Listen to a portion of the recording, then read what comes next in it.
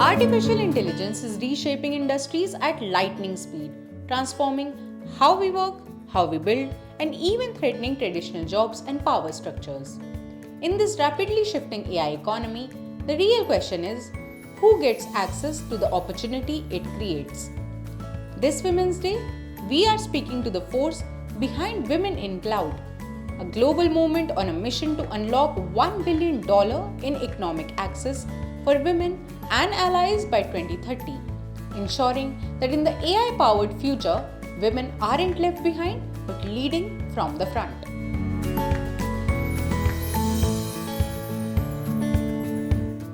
It started in 2018 when I saw that as an entrepreneur, it was extremely hard to get access to economic opportunities in the enterprise market. And I saw entrepreneurs like me, we were building products, leading teams, and innovating on scale, but were not able to have access to these enterprise opportunities. So I was spend time with my friends at Microsoft, and I said, I think we have a challenge around access problem where it is access to capital, access to large scale, enterprise opportunities. That kind of understanding of that we have a need for unlocking access for economic opportunities was the need, which made us say, okay, we need to create a big, bold vision to democratize $1 billion of economic access. And that helped us shift the equation from just participating in computing or tech economy into building economic prosperity.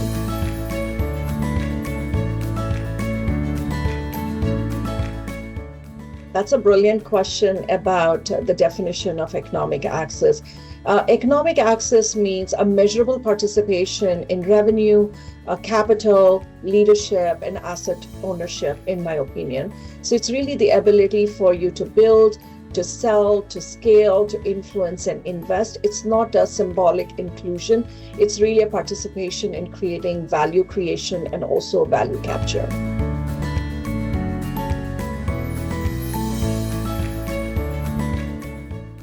I absolutely agree that there is a huge skills gap, especially access to devices, broadband, advanced AI training, access to advanced infrastructure in industries certification really remain uneven globally. But the gap is no longer about the access to technology. It is actually access to the economic opportunity and the pipelines that converts the skill into income.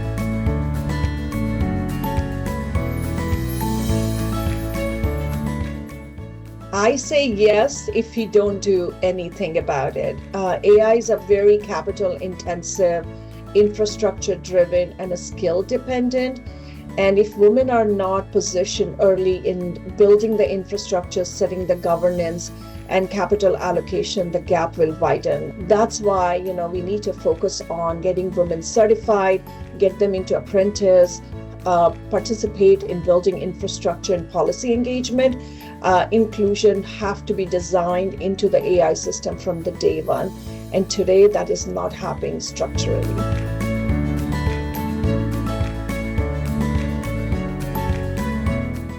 It's a fantastic question. I'll say always start with the foundation, understand the language of what the new language of the technology is.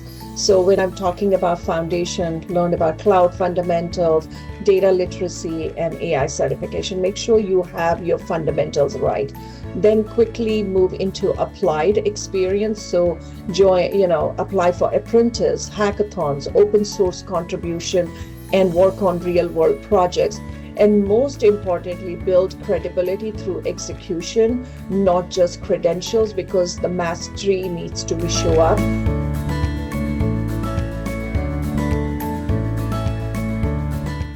That's a fantastic question. So there are three ways I personally believe tech policy making can be done. First is the data. Because research creates a lot of credibility, and the credibility allows us to really propose solutions in the market.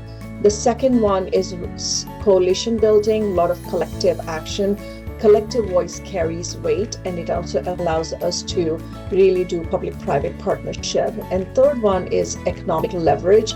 So when you actually represent revenue, jobs, and infrastructure, policymakers actually listen because we are talking their language. So what we really need to do is encourage women to serve on advisory councils, trade bodies, standards committee, and global forums.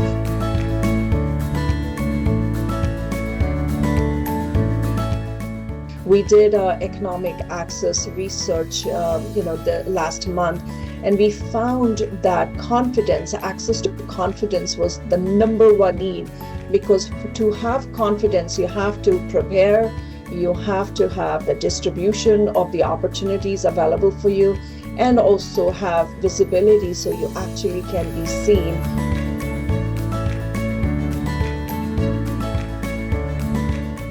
I really want to have is a scalable blueprint that ensures that women are the architects in the AI-powered global economy. They're just not the spectators. They're building the infrastructure. They are building the technology solutions that the world can have.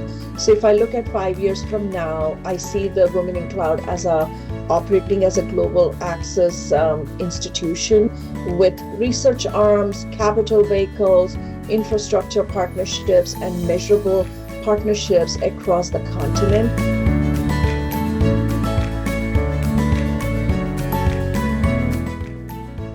Magic.